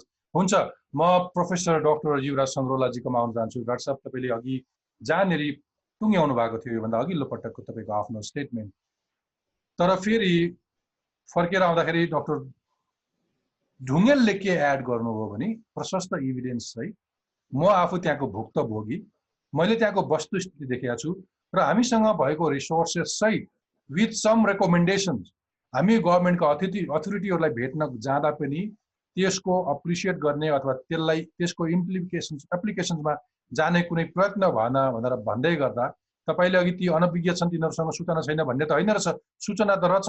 अब फेरि नियतसँग जोडिन्छ होला अथवा आफ्नो पोलिटिकल करियरमा कुनै डर त्रास जोडिन्छ होला, त्यहाँनिर उसले अगाडि हेरेर हिँडिरहेछ, बाटोमा कहीँ कसैले अवरोध पो गर्ला कि म बोलेँ भने भन्ने फियर हो कि अथवा अरू फ्याक्टर्सहरू के छन्?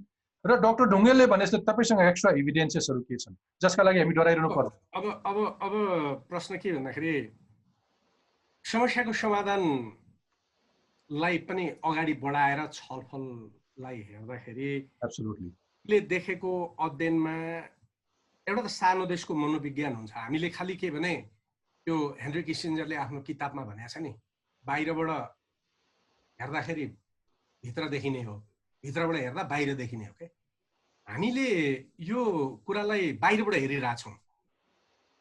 साना देशको मनोविज्ञान सँगसँगै अन्तर्राष्ट्रिय सम्बन्धभित्र अर्को एउटा मनोविज्ञान पनि हुन्छ। त्यो मनोविज्ञान चाहिँ के भन्दाखेरि मैले यो कुरो उठाएँ भने एउटा कुरा तपाईँलाई इन्डिकेट गरे जस्तो मेरो सत्तामा अप्ठ्यारो पर्ला कि एउटा मनोविज्ञान हुनसक्छ। दोस्रो कुरो सानो छु बा उसले अझै पेल्छ कि भन्ने मनोविज्ञान हुनसक्छ। तर म चाहिँ के लाग्छ भनेर भन्दाखेरि हामीसँग डिप्लोमेटिक डायलगको कल्चर, डिप्लोमेटिक डायलगको संस्कृति एकदम कमजोर रहेछ। एब्सोल्युटली एउटा राम्रो नेता बन्न सक्ने अथवा एउटा कुशल राजनीतिज्ञको मनोविज्ञान पनि त हुन्छ नि यो बेलामा। एक्ज्याक्टली, त्यही कारण मैले तपाईँलाई यही कुरा आउँदैछु। मैले भारतको यो गएकै साल चाहिँ 3वटा युनिभर्सिटीमा मैले बडा खुलेर यी कुराहरू राखेँ कि मलाई बोलिरहँदाखेरि लागेको थियो त्यहाँको विद्यार्थी त्यहाँको प्रोफेसरहरूले बडा प्रतिवाद गर्लान् कि भन्ने लागेको थियो। धेरैलाई मैले यो कुरो राखेपछि त्यस्तो छ, यदि त्यस्तो हो भने नेपाली नागरिकहरूले त यो कुरो बाहिर ल्याउनु पर्छ भन्ने त भारतीय एक्सपर्ट्सहरू पनि थिए क्या त्यहाँ। भनेपछि यो कुरो किन सरकार त्यहाँ कुरा उठाउन सक्दैन भन्ने खालको एउटा कुरा हो। त्यसो 4-5वटा मनोविज्ञानका कुरा छन्। एउटा यस्ता कतिपय कुराहरू उठायो भने सरकारको वरिपरि हुनेले चोबारको स्कुलमा बच्चा पढाउनु पाउँदैनन्, एउटा कुरो प्रष्टै भन्दाखेरि केही आपत्ति हुँदैन। मेरो दर्शक श्रोतालाई भन्ने हो कि चोबारको स्कुलमा इन्डियन स्कुल छ, जानकारी। अब त्यो खुलिरहेछ, तर यही देशका अरू स्कुलमा पढाउँदा पनि केही बिग्रिँदैन। अब हामी गाउँमै पढेर आएका मान्छे यतिको बोल्न सक्ने भएको छौँ, केही फरक पर्दैन। कति नेताहरूले आफ्ना केटाकेटीलाई त्यो भारतीय स्कुलमा पढाउँदा रहेछन् चोबारमा? थाहा छैन। यहाँ त तपाईँको पत्रकारहरू पनि थुप्रोले पढाएका छन्, वकिलले पनि पढाएका छन्, नेताले पनि पढाएका छन्, कर्मचारीले पनि पढाएका छन्, सर्वसाधारणका कोही पनि छैनन्। यति कुरा प्रश्न हो। पत्रकारका पनि थुप्रो रहेछन्, हेर्नुहोस्। यो एउटा त यो मनोविज्ञान यति सानो पेटी कुराले हामीलाई असर गरिरहेछ। दोस्रो कुरो औषधि उपचारदेखि लिएर दुनियाँ हाम्रा जागिरका कुरादेखि लिएर दुनियाँ कुराहरू छन्। यो देश त कस्तो देश भने नि हामीले कतिसम्म पनि अब यो नियतै खराब भएको भन्दा पनि म भन्दिनँ। यो कतिपय यहाँका ब्याङ्कहरू त भारतीय कोलाबोरेसनमा चलेका ब्याङ्कहरू छन् नि। नेपाल संसदहरू र मन्त्रीहरूको तलब त्यो कोलाबोरेसनमा चलेको ब्याङ्कमा जान्छ अनि उनीहरूको तलब कति छ उहाँ इन्डियामा खाता खोलेर हेरिन्छ क्या। यो कुरो चाहिँ नेताले जान्दैनन् भन्ने मेरो भनाइ हो कि यस अर्थमा। अरू चाहिँ पोलिटिसियनले जान्दैन, यो सूचना त ब्युरोक्रेसीले जान्ने होला नि त। एउटा कुरा त्यहाँनिर एउटा प्रब्लम म देख्छु। र मलाई लाग्छ के भन्दाखेरि नेपालका सबै पोलिटिकल पार्टीहरू भारतसँग यो कुरो लिएर वार्ता गर्न गयो भने रिसाउला भन्ने उहाँहरूको आत्मा डर हो। मलाई लाग्छ सबै पार्टीका सबै नेताहरूको हो यो कुरो। यो कुरा एउटा मतलब कति त उताको सबै भन्दाखेरि अधिकांश भन्न खोजेको कोही होइन यो मनोविज्ञान त सबैकै छ। यो गएर कुरा गर्यो भने भारत रिसाउँछ भन्ने मनोविज्ञानबाट त हामीसम्म प्रभावित भएका हुन सक्छौँ। ग्रस्त छ यो चाहिँ स्वार्थले कुरा नगर्ने एउटा कुरा होला। तर एउटा यो मनोविज्ञान के भने यत्रो भारतसँग कहाँ लड्न सकिन्छ भन्ने त काहीँ न काहीँ यसलाई तोड्नु आवश्यक छ। र मेरो भनाइ के हो भने मैले यो अध्ययन गर्ने क्रममा चाहिँ यसको कतिपय म्यापहरू यहाँ छन्। म्यापहरूको भोलि लिगल अथेन्टिसिटी चाहिँ इन्टरनेसनल कोर्ट अफ जस्टिसमा ती कुरा उठ्दाखेरि त्यो कसले बनाएको प्रमाणित भएको नभएको केही म्यापहरू त्यति बेला इन्डियन गभर्मेन्टले जारी गरेका छन्, केही म्यापहरू नेपाल गभर्मेन्टले जारी गरेका छन्। यो सबै कुराहरू छन्, तर त्यसको अथेन्टिकेसन त भोलि प्रमाणको रूपमा त्यहाँ हुनुपर्ने हुन्छ। योभन्दा गहिरिएर अलिकति हेरौँ न भनेर भन्दाखेरि यो 1809 देखि 1816-17 सम्म चाहिँ नेपाल र बेलायतको बीचको लडाईँ चलिरहँदाखेरि त्यति बेला त्यहाँको भारतको East India Company government Hastings governor भएको बेलाको गभर्मेन्टको बीचमा चाहिँ चलेका ती डकुमेन्ट त काहीँ छन् नि त। किनभने त्यति बेला सेना पठाउने लडाईँ गर्ने यो जम्मै हेर्ने भनेर केही साथीहरूलाई अनुरोध गरिसकेपछि त्यो अब भारतबाट त्यति बेला जहाज डकुमेन्टहरू चाहिँ बेलायत गए। ती त्यहाँ चाहिँ छन्, तर कहाँ छन् भन्ने कुरो थाहा छैन भनेपछि एकजना साथीले केही डकुमेन्टहरू पत्ता लगाउनु करिब 600-700 पेज डकुमेन्टहरू चाहिँ यी इन्टरनल आर्काइभ्सका कुराहरू चाहिँ उहाँले र त्यसमध्ये एउटा नक्सा छ। मैले अघि तपाईँलाई त्यो नक्सा पठाएको छु। त्यो नक्सा चाहिँ त्यहाँबाट देखाउन मिल्छ भने इन्ट्रेस्टिङ कुरा के छ भन्दाखेरि त्यो नक्सामा काली भिलेज भनेर लेखेको छ। बिल्कुल तल त्यो काली भिलेजको मासतिर 5 र 6 भन्ने पोइन्ट पनि छ है। बिल्कुल त्यहाँभन्दा त्यो धर्का डट डट डट हानेको छ। यो चाहिँ 1815 को कुरा है। यो 1815 मा युद्ध लडाईँ भइराखेका बेला नेपाली उतापट्टिको सेनालाई कहाँ पुर्याएर छोड्ने, उनीहरूलाई कतापट्टि निकाल्ने भन्ने सन्दर्भमा सुगौलीको सन्धिको ड्राफ्ट हुनुभन्दा अगाडि ब्रिटिस गभर्मेन्टले गरेको यो एक्सर्साइज हो। ओके। त्यो त्यसबाट चाहिँ त्यो डट डट डट डट हान्दै गयो र त्यो अघि डाक्टर द्वारिकाले पनि भन्नुभएको त्यो नेपालप्रतिका गाउँहरू चाहिँ त्यो डटको भित्रपट्टि त्यहाँ एउटा ट्रायंगल बनायो है। हो, त्यो ट्रायंगल बनाएको छ। बिल्कुल डट डटले बनाएको। त्यो ट्रायंगलमा त्यो उनीहरूले देखाउन खोजेको कुरा के हो भने यो यतापट्टिको ट्रायंगल भनेको चाहिँ त्यो धर्का भने चाहिँ अहिले इन्डियाले दाबी गरेको खोलो, अनि त्यो ठाडो माथि हिमालमा गएको जुन धर्को छ नि त्यो धर्को चाहिँ त्यो माथि हिमालतिर गएको धर्को चाहिँ अहिलेको लिम्पियाधुरा। ओके।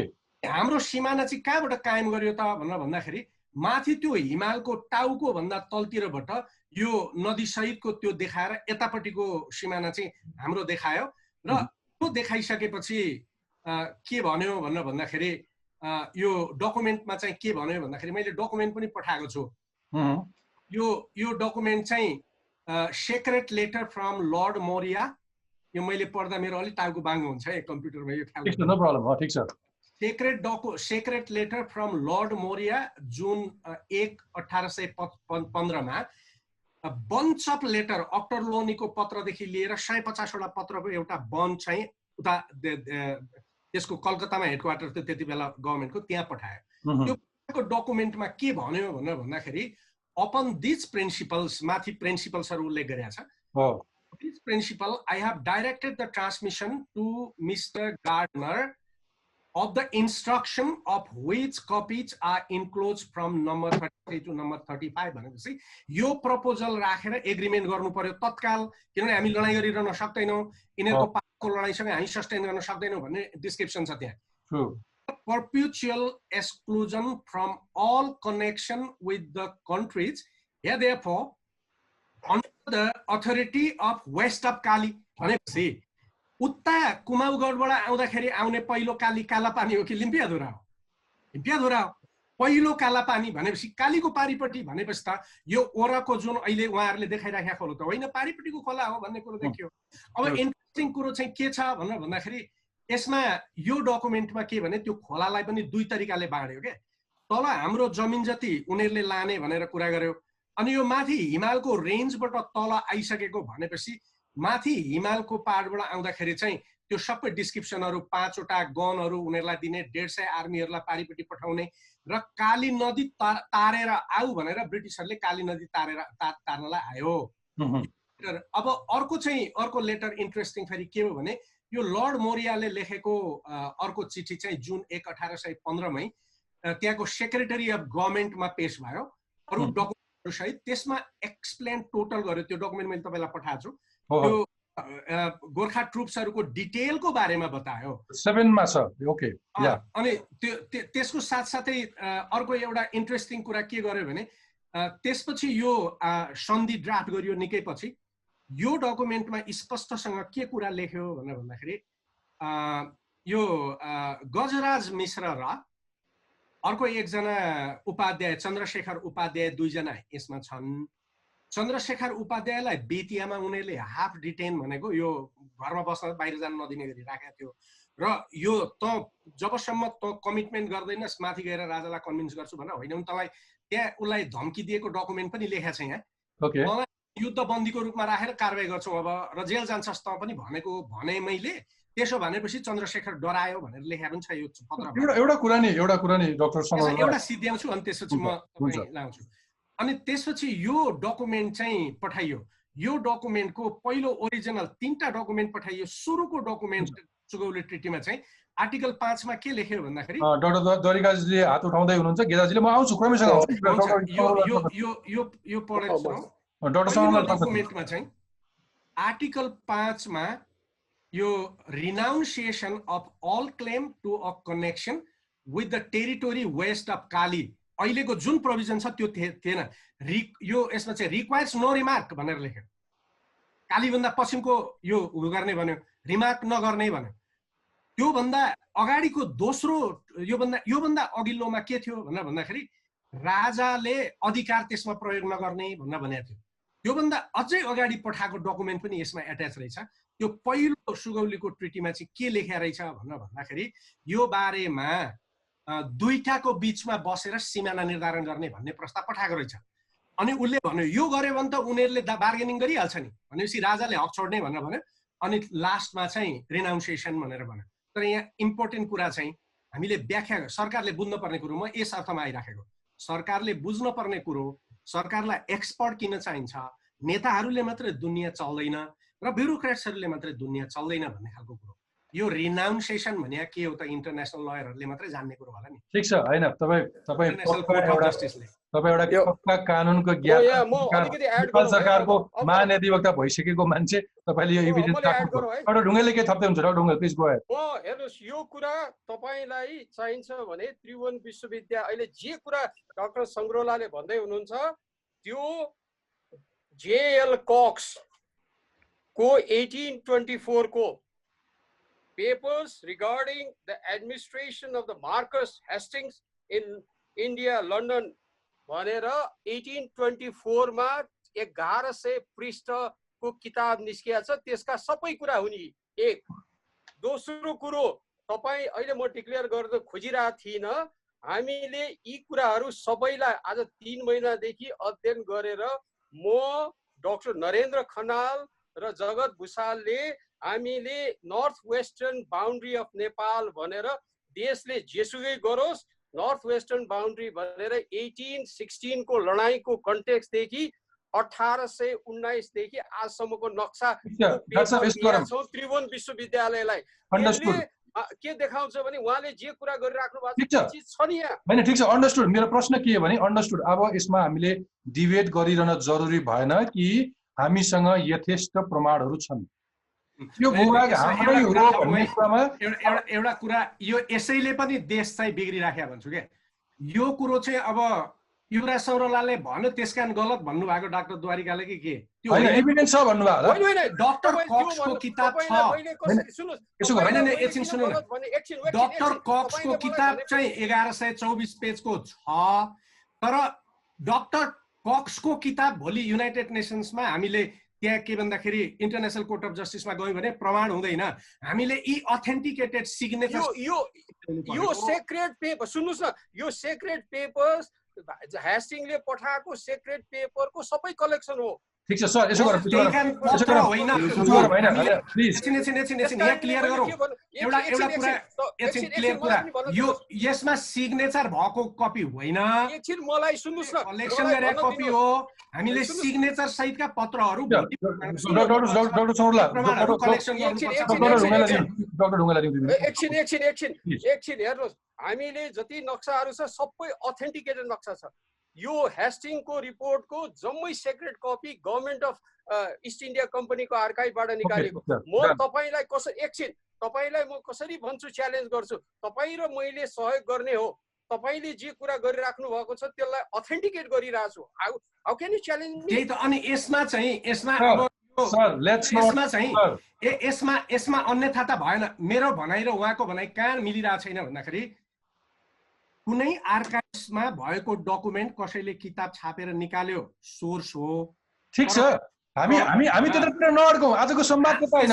मेरो भनाइ यति हो, सरकारले एकछिन सुन्नु न, यो कुरा इम्पोर्टेन्ट छ क्या।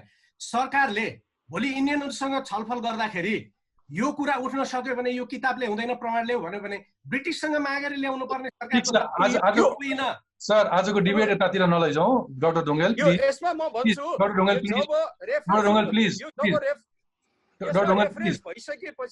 रेफरेन्स भइसकेपछि नेपाल सरकारलाई त घैटोमा घाम लाग्छ, उसले खोज्छ नि त। डाक्टर साहब होइन, ठिक छ। अब यतापट्टि नलैजाउँ न, आर्गुमेन्ट यतापट्टि नलैजाउँ। तपाईँहरू दुवैजना इन्टेलेक्चुअल्स हुनुहुन्छ, आफ्नो आफ्नो साइडबाट भएका इभिडेन्सहरू, यी जग्गा, यी भूमि, यी हाम्रा हुन् भनेर तपाईँले पुष्टि गर्न खोजेको मात्रै हो। भाषा यताउता पर्न सक्छ, त्यतिर नजाउँ। मूल प्रश्न के हो भने आज पनि हामीसँग धेरै दुविधा, अथवा एउटा चाहिँ त्यो भूमि हाम्रो आफ्नै हो कि होइन, हामीसँग कति आधार छ भनेर ठुलो डिबेट भइरहेको बेलामा, अथवा सरकारले यी इभिडेन्सहरूलाई डकुमेन्ट गरेर आधिकारिक रूपमा प्रशस्त होमवर्क गरेर भारतसँग प्रस्तुत हुन सकेको छैन भन्ने अहम प्रश्न हो। र तपाईँ इन्टेलेक्चुअल्सहरूले इभिडेन्सहरू दिइरहनु भएको छ। यो इभिडेन्स कहाँ केमा नजाउँ, त्यसको कुनै सोर्स छ, विल कम ब्याक टु त्यतापट्टि हामी अल्मलिनु पर्दैन। अब यसमा एउटा कुरा, सरकारले यिनीहरूलाई पक्षमा हुने गरी व्याख्या गरेर व्हाइट पेपर तयार गर्नु पर्यो। म आउँछु, ठिक छ। डाक्टर गेजाजीले समय माग्नुभयो, गेजाजी प्लिज गो अहेड। दिलभूषणजी, अब अहिले प्रोफेसर सङ्गौला र ढुङ्गेल सरले भने जस्तै नेपालसँग प्रशस्त डकुमेन्टहरू छन्। ती डकुमेन्ट गरेर उहाँले उल्लेख गरिसक्नुभयो, मैले फेरि उल्लेख गर्नु पर्दैन, सायद हामीसँग समय पनि छैन होइन। समस्या के भन्दा समस्या दस्तावेजको होइन, समस्या आधिकारिकताको होइन। हामीसँग प्रमाण पनि छ, हामीसँग आधिकारिक दस्तावेज छन्। समस्या कहाँ हो भन्दा हामीले ती दस्तावेजहरूलाई अगाडि प्रस्तुत गरेर भारत सरकारसँग जुन लेभलमा संवाद गरेर, कूटनीतिक संवाद गरेर सहमतिमा लिएर आउनु पर्ने थियो र यो समस्याको स्थायी र दीर्घकालीन समाधान गर्नुपर्ने थियो, त्यो तर्फ नेपाल सरकारले निर्णायक पहल नै गरेको छैन। ओके, त्यसकारणले समस्या दस्तावेजमा होइन, प्रमाणमा होइन, समस्या सरकारमा छ, अथवा यहाँ छ समस्या सरकारको राजनीतिक शक्तिमा छ, अथवा त्यो सरकार नेतृत्व गर्ने मान्छेको यहाँ छ होइन, यहाँ छ समस्या। ओके, यसो गरौँ। अब प्रोग्रामलाई हामीले दिलभूषणजी, हामीले नेपाल सरकार र नेपालका राजनीतिक दलहरूले सीमा विवाद जस्तो, राष्ट्रिय सुरक्षा जस्तो, भौगोलिक अखण्डता जस्तो होइन, राष्ट्रिय एकता जस्तो मुद्दालाई पनि एउटा दल विशेषको मुद्दा बनायौँ, निर्वाचनमा जनताको मत हासिल गर्ने मुद्दा बनायौँ। तर सरकारमा पुगेपछि त्यो समस्याको समाधान गर्ने दृष्टिकोणले चाहिँ निर्णायक पहल गरेनौँ।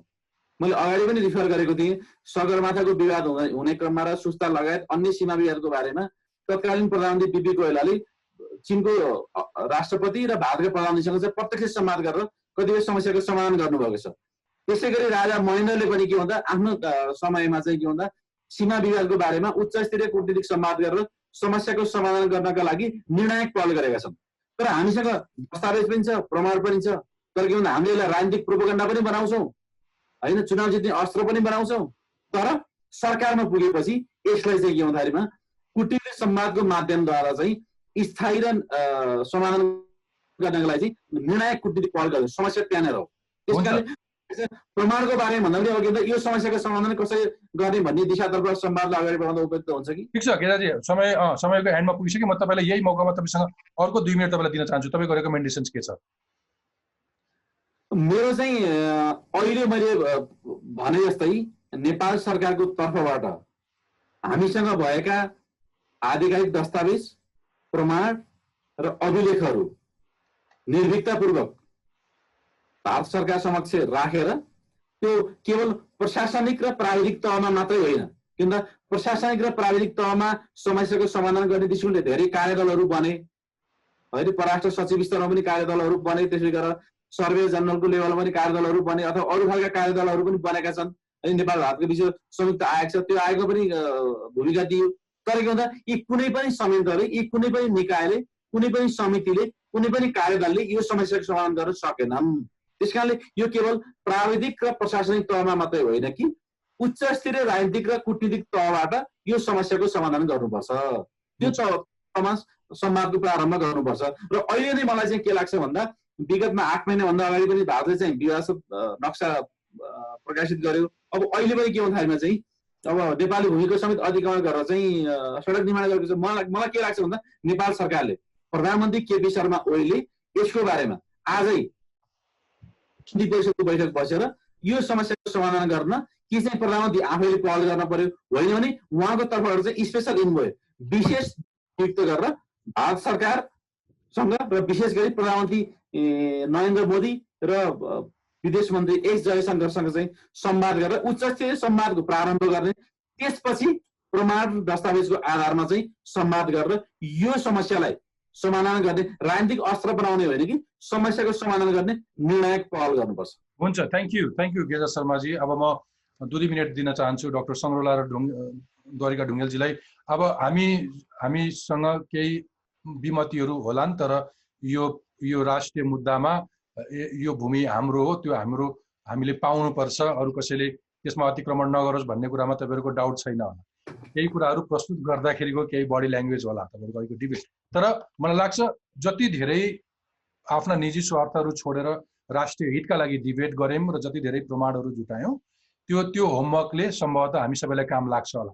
यो अहिलेको छलफल पछि तपाईँहरू अब अघि मैले भनेको कुरा फेरि यहाँ दोहोऱ्याएँ कि अथवा गेजाजीले पनि भन्नुभयो, तपाईँहरू दुईजना आफूले आफ्नो ठाउँबाट प्रशस्त इभिडेन्सहरू राख्नुभयो कि अब त्यो भूमि नेपालको हो भन्ने कुरामा अरू धेरै इभिडेन्स यो हाम्रो भनेर तर्क वितर्क गरिरहनु परेन। त्यो हाम्रै हो, हामी हाम्रा छरपष्ट त्यस्ता एभिडेन्सहरूलाई आधिकारिक रूपमा त्यसलाई कसरी डकुमेन्ट गर्ने र सरकारले प्रस्तुत गर्ने भन्ने मात्रै विषय होला। त्यति हुँदाहुँदै म डाक्टर सङ्ग्रोलालाई 2 मिनट समय दिन्छु कि तपाईँको आजको कन्साइन्स, आजसम्म भएका इभिडेन्सहरूका आधारमा अथवा हाम्रा कमजोरीहरूका आधारमा तपाईँका स्ट्रङ रेकमेन्डेसन्सहरू के छन्? कसलाई कुन तहको इमान्दार भएर, कुन तहको आर्ट सहित, कुन तहको निजी स्वार्थहरू छोडेर कस्तो खालको कदम चाल्नुपर्छ डाक्टर सङ्ग्रोला?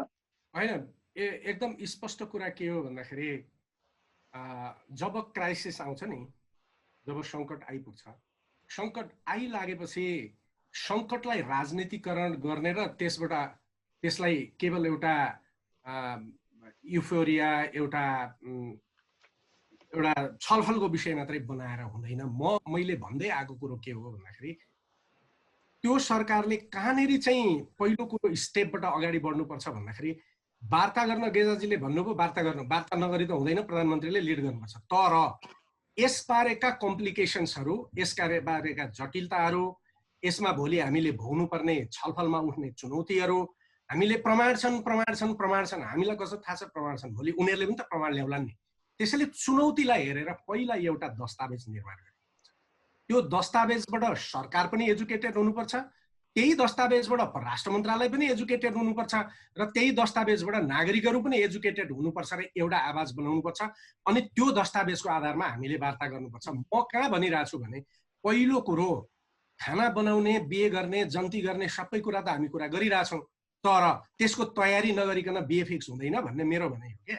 त्यसकारण एज ए विज्ञ म के भन्छु भन्दाखेरि, एज एन प्रोफेसनल मेरो भनाइ के भने यहीँनेरि त्रुटि भयो। यो 6 महिनामा त यो गर्न सकिन्थ्यो नि, यो व्हाइट पेपर एउटा डकुमेन्ट र यो राख्न सकिन्थ्यो। उनीहरूले उठाएका कुरामा यो पोइन्ट छ, तपाईँहरूले भनेको कुरा यो मिल्दैन, उनीहरूले यो प्रमाणको तपाईँको अथेन्टिसिटी के हो भन्यो भने हामीले देखाउन सक्थ्यौँ। यी चिज बनाउन दस्तावेजीकरण गर्ने कार्य भएन। हामीले पनि बढी छलफलमा बितायौँ, अनि सरकारले यो बारेमा दस्तावेजीकरण गर्ने प्रयत्नै भएन। त्यो बिचमा जोड्ने जुन ब्युरोक्रेसी, त्यो ब्युरोक्रेसीले काम गरेन। मेरो अब एक वाक्यमा भनाइ के भने भारतको प्रधानमन्त्रीसँग कुरा गर्ने पहल सुरु गर्नुपर्छ। तर प्रधानमन्त्रीले भारतको प्रधानमन्त्रीसँग कुरा गर्दाखेरि यो यसका लागि मसँग अथेन्टिकेट प्रमाण छन् भन्नका लागि र ती प्रमाणको व्याख्या गर्ने तरिकाले दस्तावेज हातमा हुनु पर्यो नि, अनि न त्यसपछि होला ल भोलि आऊ कुरा गर्न तिम्रो टिम पठाऊ भने के लिएर जाने होला। त्यसकारण सरकारको गृह कार्य यी प्रमाणलाई मूल्याङ्कन गर्नु पर्यो, अथेन्टिकेट प्रमाणहरू हामीले राख्नु पर्यो र त्यसलाई कतिपय कुराहरू गोप्य राख्नु पर्यो, कतिपय कुराहरूलाई बाहिर ल्याउनु पर्यो र मेरो भनाइ सरकारले काहीँ न काहीँ अन्तर्राष्ट्रिय अदालतमा जाने तयारी गर्नुपर्छ। म पहिलेदेखि यो भन्दैछु। ओके, हुन्छ। डाक्टर ढुङ्गेल, तपाईँकोमा आउन चाहे। एकातर्फ हामी बीचमा एकमत हुन सकेका छैनौँ। तपाईँहरू जस्ता विज्ञहरूले अथवा पूर्व प्रशासकहरूले भोगेका कुरा इभिडेन्स लिएर जाँदाखेरि सरकारले सुन्दैन। पारिपट्टि हाम्रो भूमिमा कसैले सडक बनाउँछ र सगर्व हाम्रो भूमिबाट बाटो खोलेको दाबी गर्छ, उद्घाटन गर्छन्। तपाईँको आज यो कार्यक्रमलाई बिट मार्दै गर्दाखेरि तपाईँको स्टेटमेन्ट, तपाईँको अब्जर्भेसन, अझै अनेस्ट अब्जर्भेसन, विकनेसेसहरू कहाँ कस्तो खालको विकनेसेस भयो र त्यसलाई हामी कसरी ओभरकम गरेर अगाडि बढ्न सक्छौँ? डाक्टर ढुङ्गेल। धन्यवाद। बहुदलीय व्यवस्थाको आगमनपछि सत्तामा बस्नको लागि नयाँ दिल्लीको आशीर्वाद नभई सत्तामा बस्न सकिँदैन भन्ने दृष्टिकोणले काम गरे। अहिलेको वर्तमान प्रधानमन्त्री ओलीलाई त्यो स्थिति थिएन र उहाँले अहिले जनताले दिएको म्यान्डेटको आधारमा सरकारको उपस्थित हुन सक्नुहुन्थ्यो। त्यो उहाँले के गरिदिनु भयो भने यसलाई पनि यस्तै हुँदै जान्छ, सेलाउँदै जान्छन् भन्ने दृष्टिकोणबाट जोक मात्रै गर्नुभयो। तिमीलाई भूमि चाहिने हो कि नक्सा चाहिने हो भन्ने यस्तो जोक गर्नुभयो। अब जे भयो, अब के त भन्दा मेरो भनाइ के छ, जब नेपाल सरकारले नै सूर्यनाथ उपाध्यायको कमिटी गठन गरेर उसले भन्छ मैले 400 पृष्ठको सामग्री बनाएको छु भन्छ भने त्यो सामग्री सरकारले खोल्न सक्छ, खोलोस्, होइन भने विभिन्न व्यक्तिहरूलाई पढ्न दिएर त्यसमा के कतिको अझ खोज्नु पर्नेछ त्यो सरकारले टुङ्गो लगाउनु पर्यो। एक। दोस्रो कुरो, हामीसँग जे मलाई डाक्टर सङ्ग्रौलासँग झगडा गर्नु छैन। किन झगडा गर्नु छैन भने उहाँ कानुनी दृष्टिकोणबाट हेर्नु, म सोसल साइन्टिस्टको दृष्टिकोणले हेरेँ। हामी पनि इन्डियामा गएर आर्गुमेन्ट गर्दाखेरि इन्डियन स्कलरहरू मान्छन्। यो विषयमा मैले भने कमिङ ब्याक, सूर्यनाथ उपाध्यायजीको सामग्री सरकारले खोल्नु पर्यो। खोल्न सक्दैन भने केही विज्ञहरूलाई पुराना र अहिले डाक्टर सङ्ग्रौलालाई राखे हुन्छ, मलाई राख्नु जरुरत छैन। यस्तालाई राखेर खोजेर सामग्रीहरू पुग्छन् कि पुग्दैनन् हेर्ने। हामीसँग भएको सबै सामग्री दिन्छ। हामी you should not think that we are writing an essay. हामीले एसे लेख्या होइन, हामीले पनि अथेन्टिकेट डकुमेन्ट पढेर रिसर्च गरेर लेखेको पेपरहरू we are willing to provide. हामीसँग धेरै डकुमेन्टहरू छ, त्यो गभर्मेन्टले लिन सक्छ। अब रह्यो बढ्ने कुरामा, मैले बारम्बार भनिसकेको छु, नाउ अर फर नेभर। यदि हामी यसलाई बिर्सिने हो भने नयाँ सुगोली सन्धि गरेर बिर्सिदिउँ, सक्दैनौँ भने होइन भने सरकारले, प्रधानमन्त्रीले अब हेड अफ द स्टेट लेभलमा नै कुरा गर्नुपर्छ। अब यहाँ चीन पनि जोडिन आइसक्यो, किनभने हिजो चीनमा अहिले इन्डिया मात्रै होइन चीन पनि जोडिन आइसक्यो। चीनलाई पनि हामीले भन्नुपर्छ, तिमीहरूले हाम्रो सिमाना हाम्रा कुराहरूलाई लिएर जबकि ट्राइजङ्सन टुङ्गो लागेको थिएन भने तिमी यसरी गर्न सक्दैनथ्यौ भनेर भन्नुपर्नेमा खालि डिलिङ डालिङ गऱ्यौँ होइन। अब त्यो स्थिति छैन। हामी यस बारेमा सस्टेन एफर्ट गर्ने, हाम्रो त्यो सीमामाथिको हामीले सोभरेन्टी कायम गर्ने हो भने प्रधानमन्त्री ओलीजीले तुरुन्त मोदीजीसँग कुरा गर्नुपर्छ, चीनसँग कुरा गर्नुपर्छ र अनि त्यसपछि भारतसँग भएका दस्तावेजहरूको रूपमा लिएर प्रयोग गर्नुपर्छ। अब यसमा म